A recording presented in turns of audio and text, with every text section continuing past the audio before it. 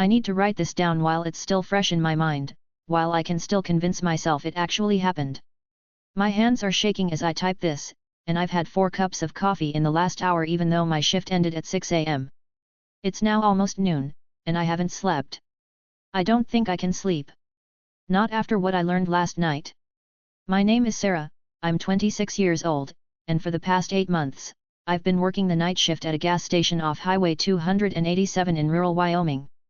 It's one of those places that exists purely out of necessity, the only stop for fuel and supplies for about 60 miles in either direction. During the day, we get truckers, travelers, the occasional tourist who took a wrong turn trying to get to Yellowstone.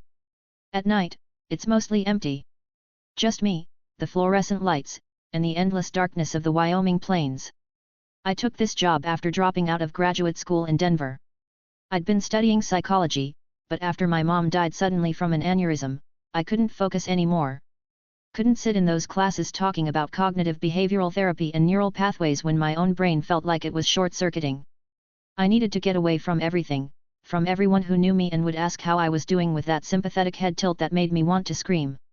So I drove north until I ran out of road, ended up in a town called Medicine Ridge, population 847, and saw a help wanted sign at the Conoco station. The manager, a weathered woman in her 60s named Doris, hired me on the spot. Night shift pays an extra $2 an hour, she said, but most people can't handle it. Gets lonely out here in the dark.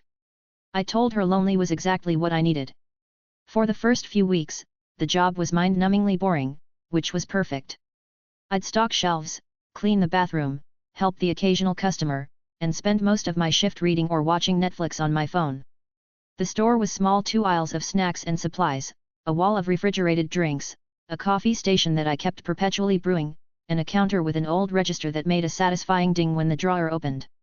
The weird part started in mid-March, about 2 months into my employment. It was a Thursday night, or technically Friday morning, when he first came in. 3:47 a.m. according to the timestamp on the security camera footage I checked later. I remember because I'd been reorganizing the candy bars when the door chime made me jump. We hadn't had a customer in over 3 hours. He was tall, maybe 6'2", wearing a dark jacket and jeans. Probably in his 40s, with dark hair going grey at the temples and the kind of face that was hard to read, not friendly, not unfriendly, just blank. He didn't make eye contact, just walked straight to the cooler, grabbed a bottle of water, and brought it to the counter. "Just this?" I asked. He nodded. I rang him up.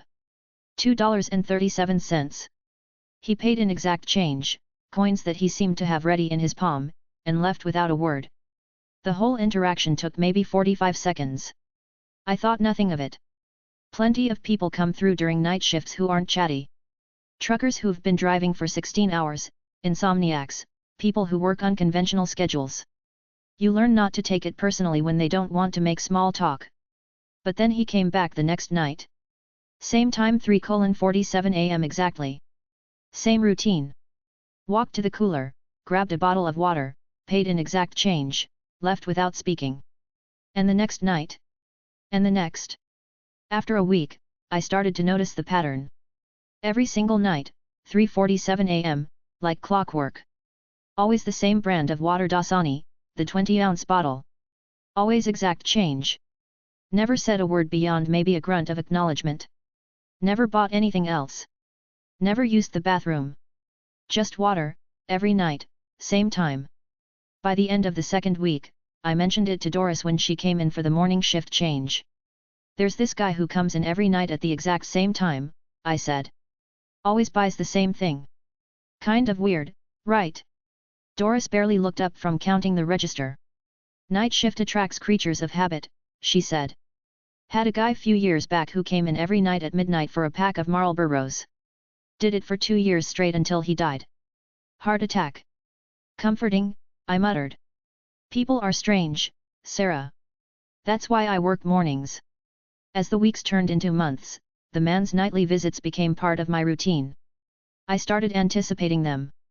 Around 3:45, I'd glance at the clock, and sure enough, 2 minutes later, his headlights would pull into the parking lot.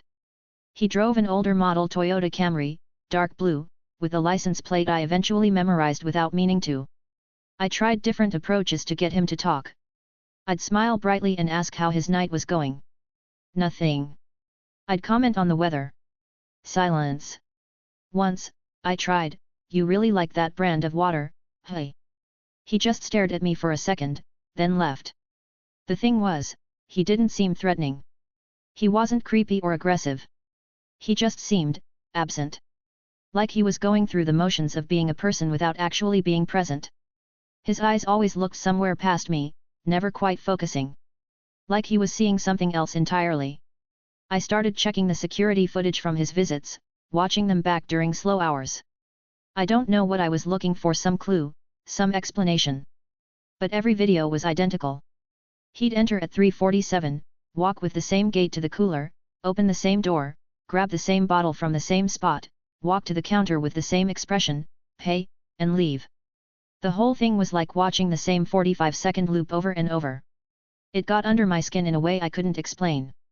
I found myself thinking about him during the day when I was trying to sleep. Who was he? Why every night at the same time? Where was he coming from? Where was he going? Was he driving all night, or did he live nearby? If he lived nearby, why had I never seen him during my occasional trips into town? I did something I'm not proud of. I ran his license plate. I have a friend from college who works in the DMV, and I called in a favor. The car was registered to a Michael Holloway, age 43, with an address about 12 miles outside of town. I looked up the address on Google Maps. It was a small ranch property, nothing special, hard to see much from the satellite view. I told myself I was just curious. That it was harmless to want to know who my regular customer was. But deep down, I knew it was more than that. There was something wrong about his visits. Something that didn't add up. Things escalated about a month ago, in early October. It was a particularly quiet night. No customers since about 1 a.m. I was reading a Stephen King novel, The Shining. Ironically enough, when my phone buzzed with a text from my dad, asking how I was doing. I was typing a response when the door chime rang. I glanced at the clock, 3:47 a.m. But when I looked up, the store was empty. The door was closed. No headlights in the parking lot. No car. Nothing. I stood up, my heart suddenly pounding, and walked toward the door. Through the glass, I could see the empty lot, my car parked under the light, and beyond that, just darkness and the distant silhouette of mountains against the night sky. The door chime rang again. I spun around. Still nothing. The store was empty. I checked the security monitor. On the screen, I could see myself standing near the door, looking confused. All the other camera angles showed empty aisles, empty parking lot. But I definitely heard that chime. Twice. I was still staring at the monitor when the door opened behind me. I jumped so hard I knocked over my coffee mug. It was him. The water guy. Standing in the doorway at 3:47 a.m., just like every other night. But this time, he was staring directly at me, and his eyes, they looked wrong. Sunken. Dark. Like he hadn't slept in weeks. "Sorry," I stammered. "You startled me." He didn't respond, just walked to the cooler like always. But his movements seemed slower, more deliberate. I realized my hands were shaking as I watched him on the security monitor. He stood in front of the cooler for a long moment, just staring at the bottles through the glass, not moving. Then he grabbed his water, came to the counter, and set it down. I rang him up, my voice shaky. 237. He placed the exact change on the counter, but as I reached for it, he grabbed my wrist. Not hard. Not threatening. But firm. His skin was ice cold. "Don't," he said. His voice was rough, like he hadn't used it in a long time. "Don't stay here." Then he let go, grabbed his water, and walked out. I stood there frozen, my wrist tingling where he'd touched me, watching his tail lights disappear down the highway. That was 4 weeks ago. He hasn't spoken since, but everything felt different after that night. His visits continued, same time, same routine, but now I dreaded them. That single word, "don't," echoed in my head constantly. Don't what? Don't stay where? At the gas station? In Wyoming? In this world? I started researching the property where he lived. I found old newspaper articles about the area, historical records, anything that might explain what was going on. Most of it was boring articles about ranching, local politics, high school football games. But then I found something from 1987. A family had died on a property matching the address where Michael Holloway lived. A husband, wife, and their 12-year-old daughter. Carbon monoxide poisoning from a faulty furnace. They were found after the daughter didn't show up for school for 3 days. The article mentioned that the father, Robert Holloway, was a long-haul trucker who'd just returned from a 2-week route. He'd gotten home at around 3 a.m., according to the coroner's estimated time of death. They'd probably all been asleep when it happened. Robert Holloway. The same last name as Michael Holloway, the man who owned the car. I searched for more information and found Michael Holloway's name in a follow-up article. He was Robert's younger brother, age 16 at the time. He'd been away at a friend's house that night, which saved his life. The article said he inherited the property and continued living there after his brother's family died. So Michael had lost his brother, sister-in-law, and niece in a tragic accident almost 4 decades ago. That was sad, certainly traumatic, but it didn't explain why he was coming to my gas station every night at 3:47 a.m. to buy water without speaking. Unless... I checked the original article again. The family was found on March 15, 1987. The coroner estimated they died around 3:30 to 4 a.m. on March 12. Around 3:47 a.m. I felt sick. Was Michael coming here every night at the exact time his family died? Some kind of ritual? A way of memorializing them? But why here? Why my gas station? It hadn't even existed in 1987, it was built in the early 2000s. I spent days obsessing over this, piecing together fragments of information that didn't quite form a complete picture. I learned that Michael had worked various jobs over the years: ranch hand, construction, nothing that stuck. He'd never married, no kids. Just lived alone on that property where his family had died. The more I learned, the sadder it became. This wasn't a mystery or a ghost story. It was just a lonely, traumatized man stuck in a pattern he couldn't break, commemorating a tragedy every night for 36 years. That's what I told myself, anyway. Until last night. It started like any other night. I'd had 2 customers between midnight and 3 a.m., a trucker buying coffee and beef jerky, and a young couple clearly lost, asking for directions to the interstate. After they left, I was alone again, watching the clock slowly tick toward 3:47. But something felt different. The air in the store felt heavy, oppressive. The fluorescent lights seemed dimmer than usual. My phone kept glitching, the screen flickering on and off. Outside, a wind had picked up, rattling the windows. At 3:45, I glanced at the parking lot and saw his car already there. Just sitting in the shadows beyond the reach of the lights, engine off. He was early. He was never early. I watched the car through the window, my heart rate climbing. I could see a figure in the driver's seat, but it was too dark to make out details. He just sat there. Waiting. At 3:46, the lights in the store went out. Not flickering. Not gradually dimming. Just instantly off, plunging everything into darkness except for the glow of the coolers and the street light filtering through the windows. I grabbed my phone and turned on the flashlight, my breath coming fast. Just a power surge, I said aloud, trying to convince myself.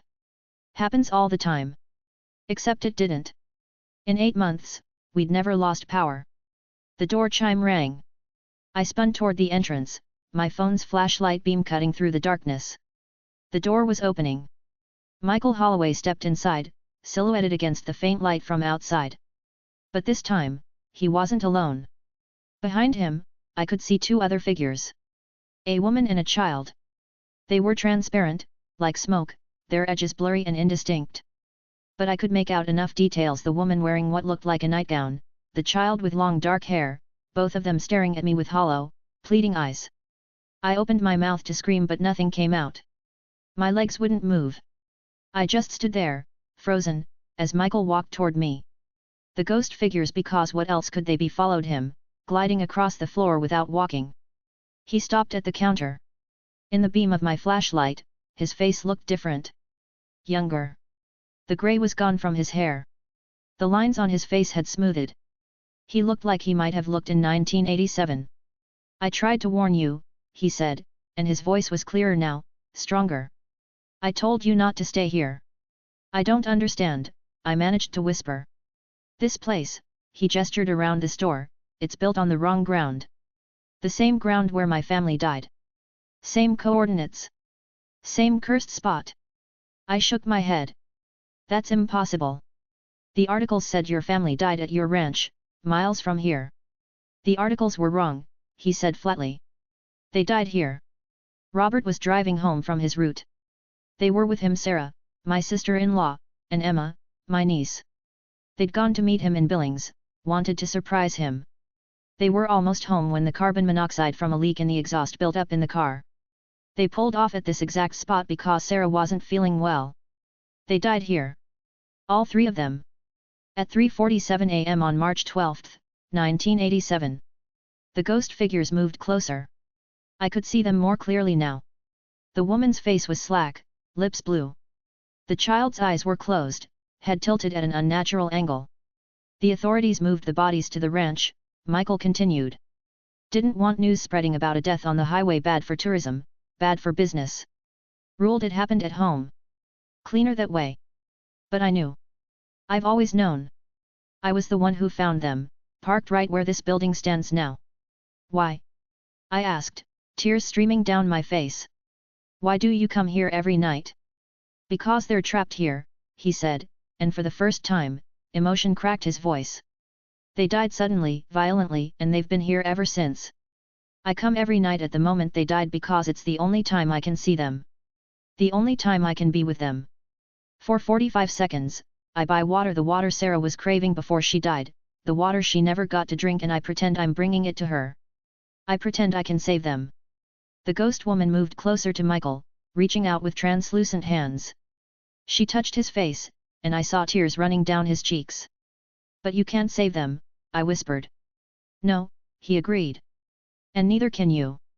But you're here every night, a living person in a place saturated with death.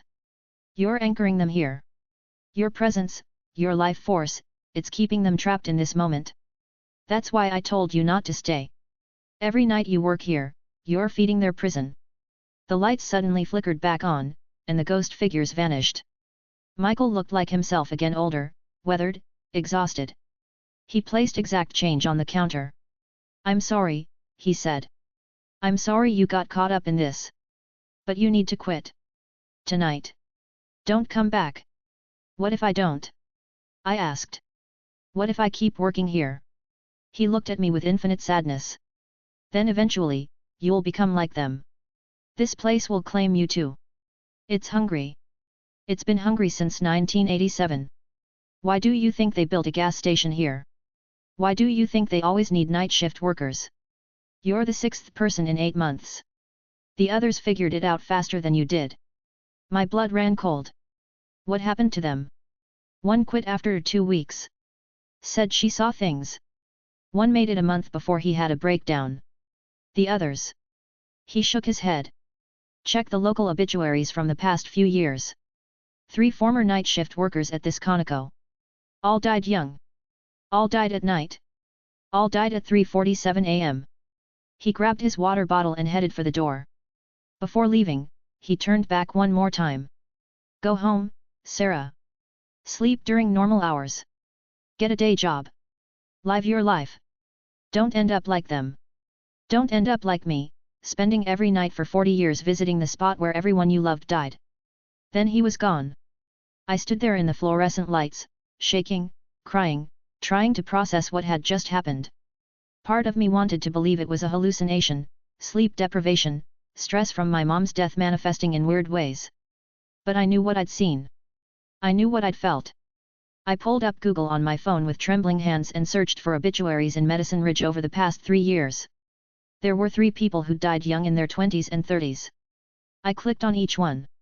The first was a 24-year-old man named Jake Peterson who died in his apartment from sudden cardiac arrest in June 2021. His obituary mentioned he'd worked at the local Conoco.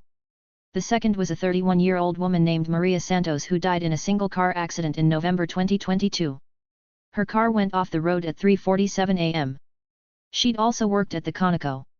The third was a 28-year-old man named Devin Wright who died in his sleep in April 2023 from unexplained causes.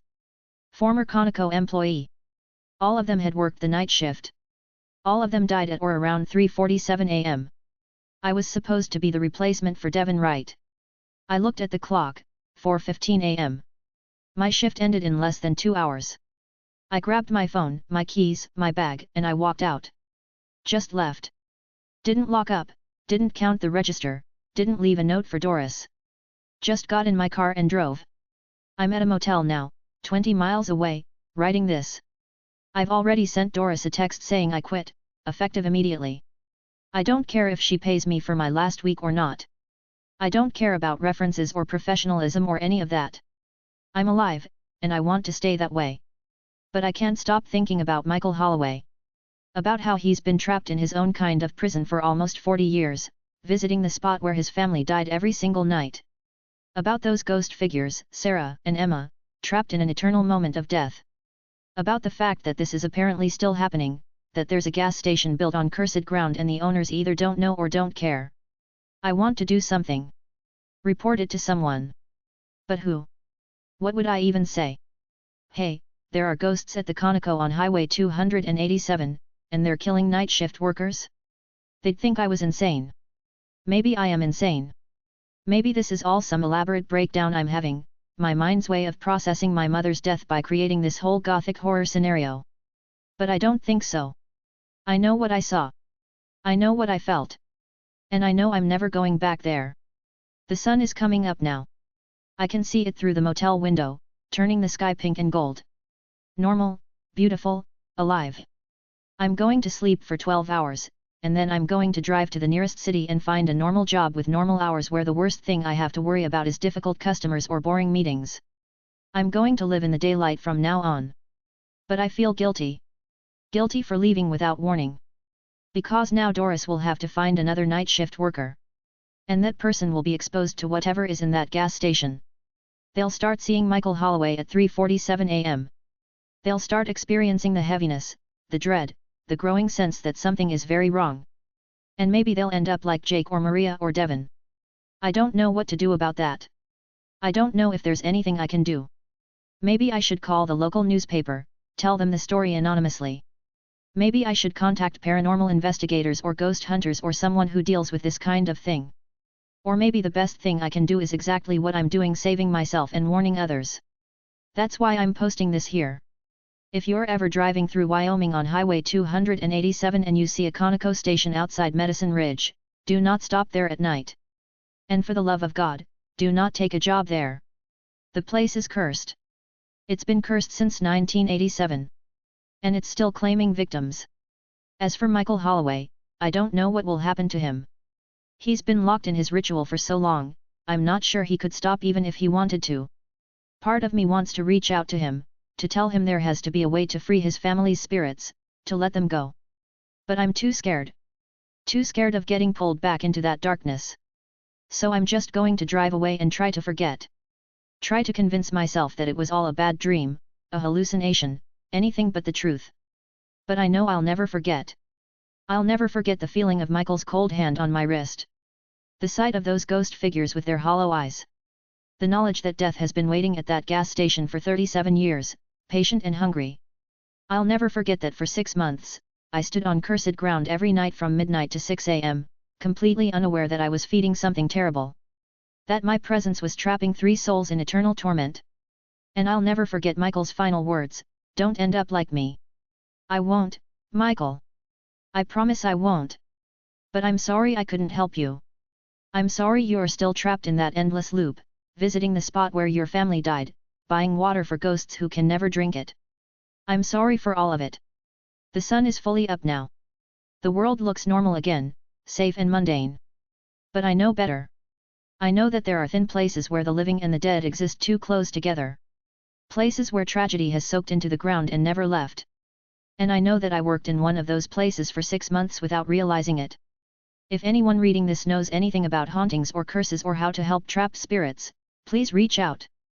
Because even though I'm too scared to go back myself, I can't stand the thought of Sarah and Emma Holloway spending eternity trapped at that gas station, and Michael spending the rest of his life enslaved to a ritual that only brings him pain. They deserve peace. They deserve to move on. But I don't know how to give them that. I'm just a 26-year-old dropout who took the wrong job in the wrong place at the wrong time. All I can do is warn others, stay away from that gas station. Stay away from the night shift. Stay away from Highway 287 at 3:47 am. Because death is waiting there, patient and hungry. And it's always looking for more company.